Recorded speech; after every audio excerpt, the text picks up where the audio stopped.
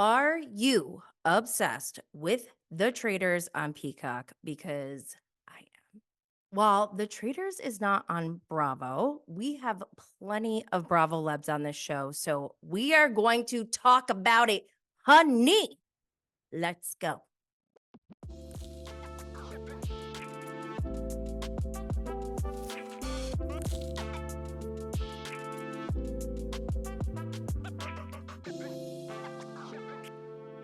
Welcome to another episode of Bravo and Blaze with Jenny Blaze. I'm going to set the stage of this show, The Traitors, streaming on Peacock, and give you all my review on why it is my favorite show that is currently airing or streaming.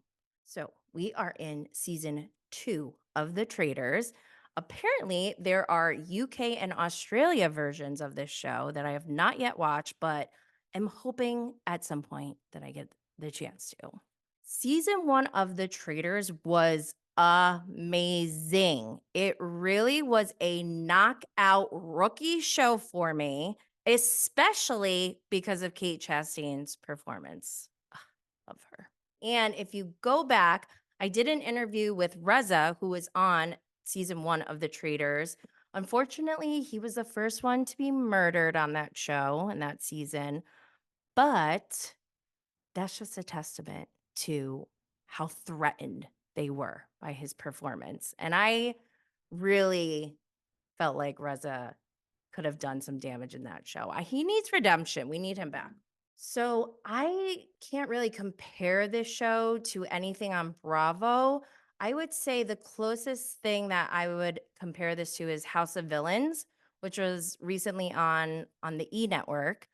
And after watching that, because Traitors season 1 came out, then House of Villains came out, and now we're watching Traitors season 2. If I had to rank them all, I would say House of Villains was so good, but Traitors is still up there for me. And so season 2 is now ranking even higher for me than season 1. So season 1 had Bravo Labs, other reality stars. They had Ryan Lochte, the Olympic swimmer. He was on there. He was hilarious to watch. Oh my God. He made me laugh like every time he was on the screen.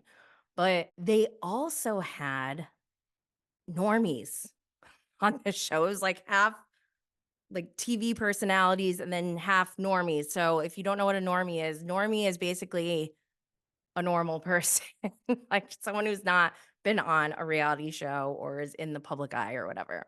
It was fine the way they did that because it does add a different perspective when they're playing the game. Because if you have, like, we know these Bravo Lebs. I know Reza before he walks in. So, of course, they're going to go for Reza because they know he's a competitive person. So, that same kind of, like target on your back doesn't exist for these normies. So it almost feels like unfair a little bit. But I mean, some of them were okay. Some of them annoyed me. Some of them grew on me. But for the most part, I wasn't really interested in watching them. So I'm glad that we don't have the normies in this season. Not that there's anything wrong with normies. I actually wouldn't mind watching the Traitors with only normies. I think we should keep them separate though, because it there's a lot of dynamics that play into this. It's more fun for me to see the people who have already established some type of pop culture presence because we know them, but we don't know them in this capacity, in this competitive game of the traitors, betrayal, fakes, fraudsters. I love Allan Cummings. And even for the people that I don't know from the other shows, because obviously I know all the Bravo Labs, but I don't watch The Bachelor, I don't watch Survivor, Big Brother, or any of those. And even though I don't watch the other shows, I still enjoy having those people playing the game because as I'm watching, I'm looking at these people from the other shows with, fresh eyes. But other people who are watching, they either are ride or dies, have seen everything that this person has been in, and they have an opinion. And then people message me, and it's just very interesting to see the differences in there's just a lot going on, guys. Okay, so why is The Traitors season 2 currently my favorite show that is airing or streaming? For one, Bravo celebrities are participating. For all my Bravo people, we know these Bravo lebs have taken a role in our lives in some way, shape, or form. They either are symbolically us or someone we know, and we've gotten to know so much about them over the years. So it feels familiar and it feels comfortable to watch them. Also, my inner cheerleader is always, always, always going to root for my people. Also, if you love Real Housewives Ultimate Girls Trip and how we get to see housewives from different franchises interact with each other, then you will most definitely love this part about the Traitors as well. I remember the first time I watched Real Housewives Ultimate Girls Trip season 1, and I had this new rush of excitement that I don't get when there's like a new season premiering or a new cast member. So this is special, I think. Number 2, the second reason, there are new TV personalities or celebrities playing. Let me just run down the list of shows. We have MTV's The Challenge. You guys remember that? That show's been on for decades, and I haven't watched this whole time, but I remember back in the day, and to see, like, CT on my screen, it's like, "Whoa, what is going on?" Then you have Drag Race, Dancing with the Stars, Love Island in the US and UK. I've never seen I've seen Dancing with the Stars, but I don't watch it religiously. I've never seen Love Island. They got Kevin from Bling Empire. I love that show. They have people from The Bachelor, Big Brother. They even have world athletes. Last year they had Ryan Lochte. This year they have Deontay Wilder. Okay. Deontay Wilder may be the man of my dreams. I didn't know who he was before I watched this show. And just from like watching him, I'm like, oh, he seems like he's a boxer. Like he's probably super competitive. He's gonna do really well in these missions. I didn't know anything about his personality. When he cried after the first elimination roundtable, I'm like, oh my God, someone protect this man. I love him. I think he's amazing. But we also have a UK politician who is in parliament. And then I was trying to figure out how to describe Marcus Jordan. At first, I was like, I wanted my go-to. My mind was like, oh, he's a Nepo baby. But then I'm like, wait, no, he's not. He's only a Nepo baby if he like played for the Chicago Bulls because his father, Michael Jordan, did. So that doesn't really apply. So then I was like, is he like an heir to the Jordan Empire? And then that made me think like, I guess he is, right? But then what qualifies you as an heir? Basically anyone could be an heir. So like, do you only call someone an heir if they have like a certain amount of money? What's the threshold in being called an heir? And is that even a job title? Like kind of title is that or label? But whatever. For the purposes of this, we will call him a Bravo Leb because he's Larsa Pippin's boyfriend. And the fact that they're on this show together is just everything to me. I love this couple so hard. You guys have no idea. I met them at BravoCon. I had I sat down with Marcus for a little bit and I think he's great. Everything we're seeing on this show is confirming what I felt from meeting him firsthand. So, loving it. Loving it. The third reason I love this show is Allan Cumming, who is the host, and he brings the fashion. Fashion. He is dramatically hilarious. He throws comedic shade, and even MJ said he's a chef's kiss mwah, of a human being.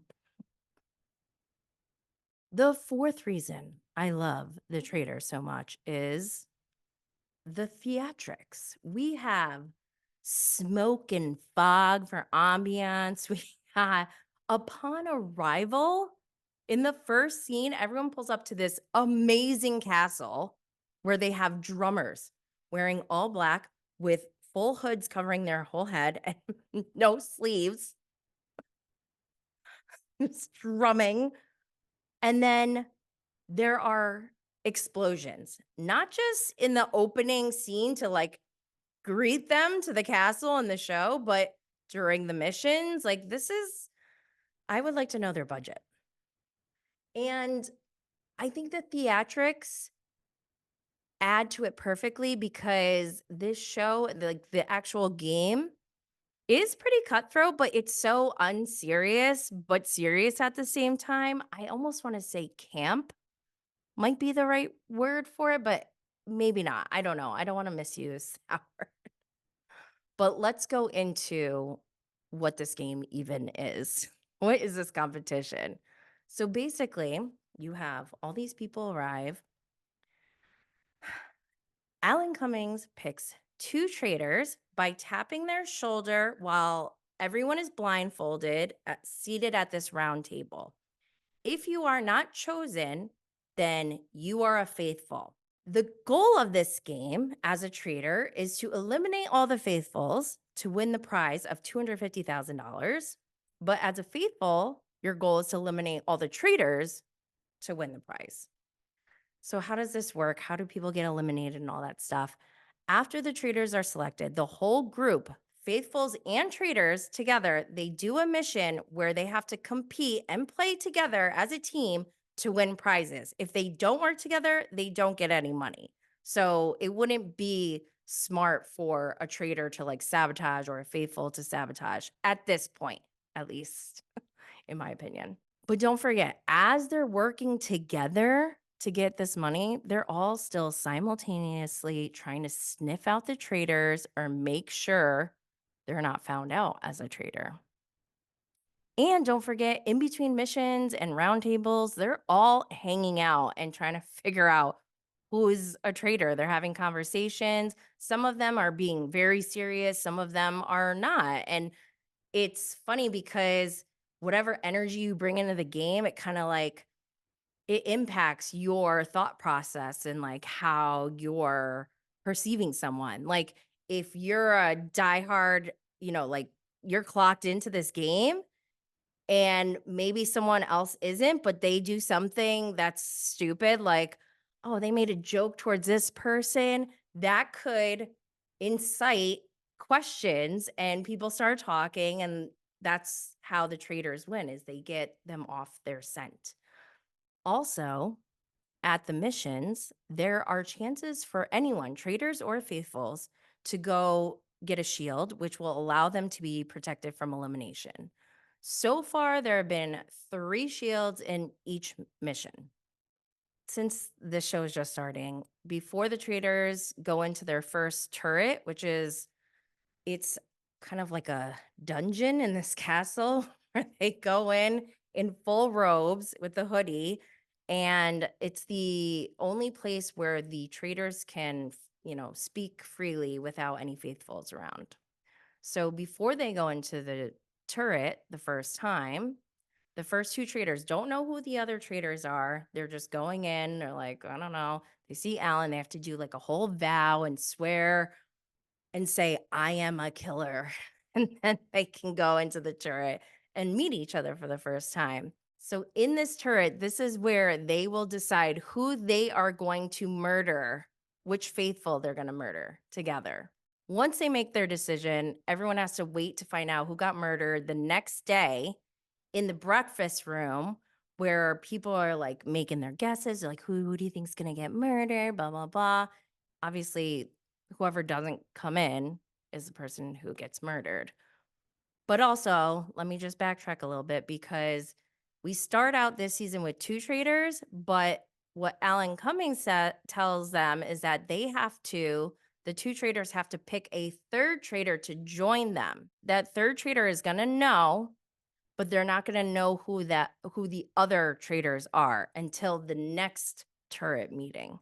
Okay, so essentially, my conclusion on The rules of this game and how it works is just that the dynamics between all the moving pieces, people forming alliances, people's competitive nature coming out, personalities clashing, influential people crumbling.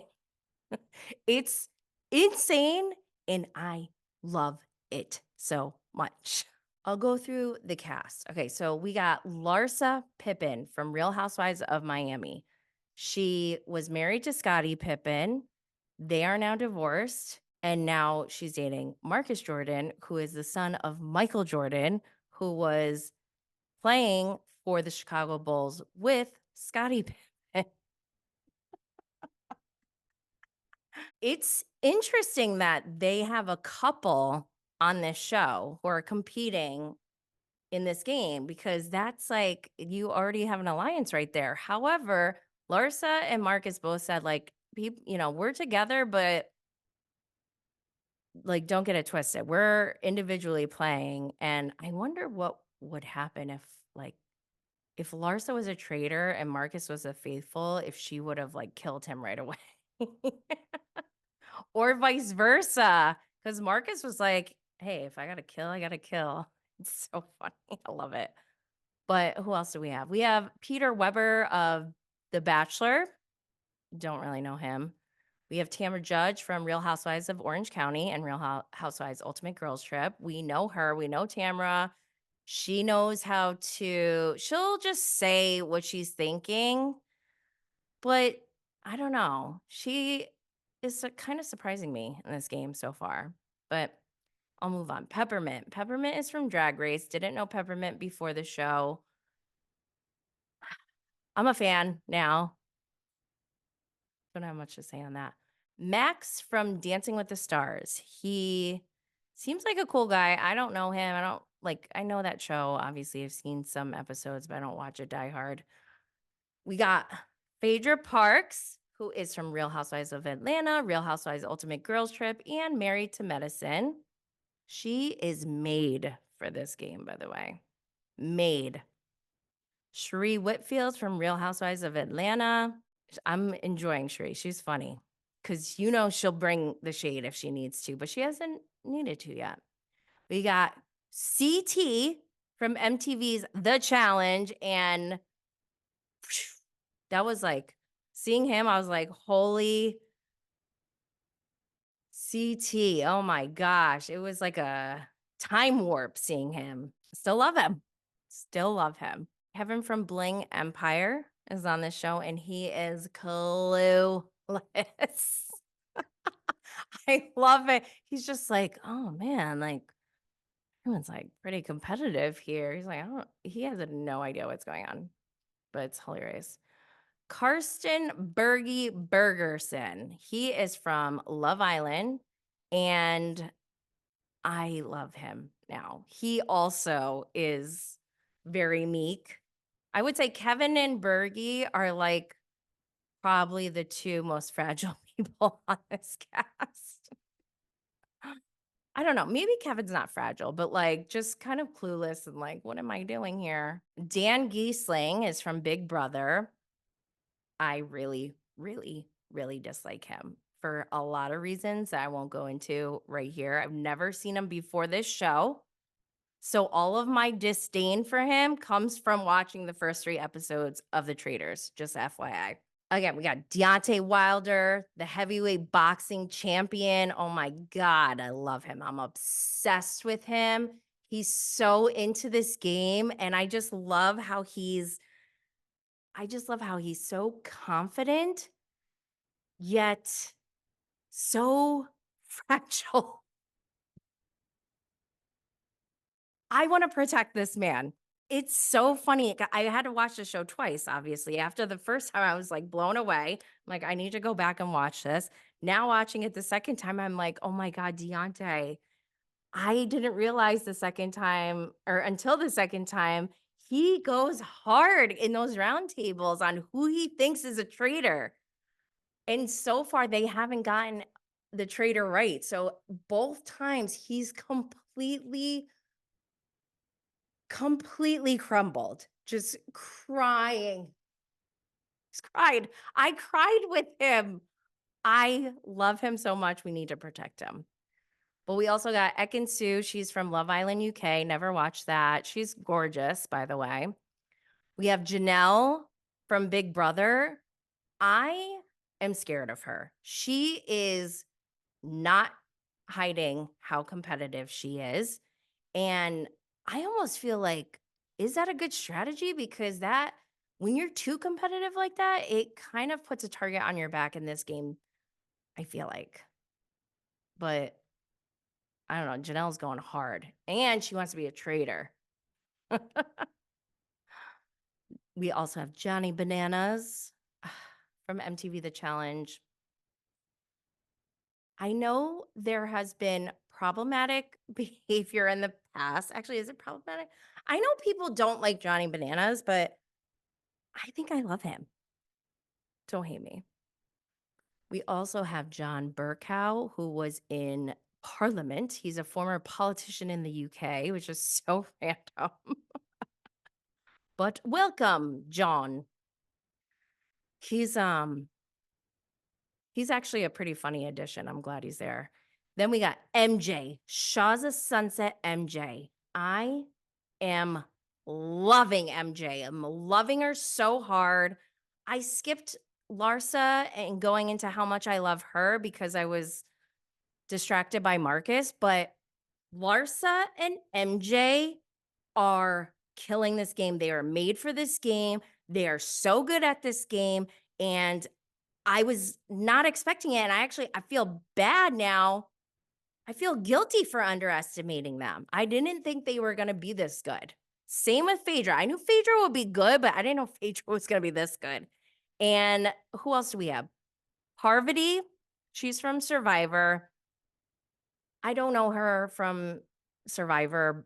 I only know her from this show, and I just, I like that style of headband. Once in a while. I can't do it every day. It's bothering me so bad.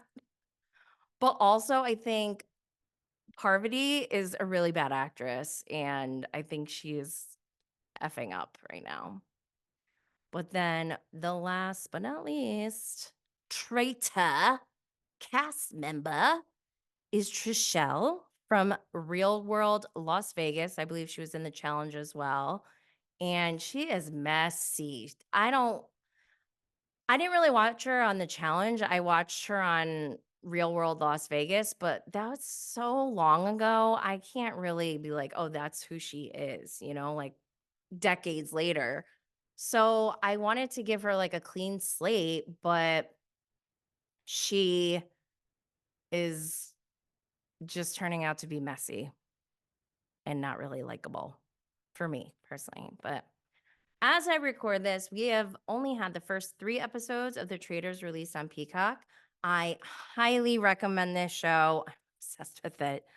Leave a comment and let me know if you're interested in hearing more on this show as the season goes on. Thank you, everyone, and stay lit.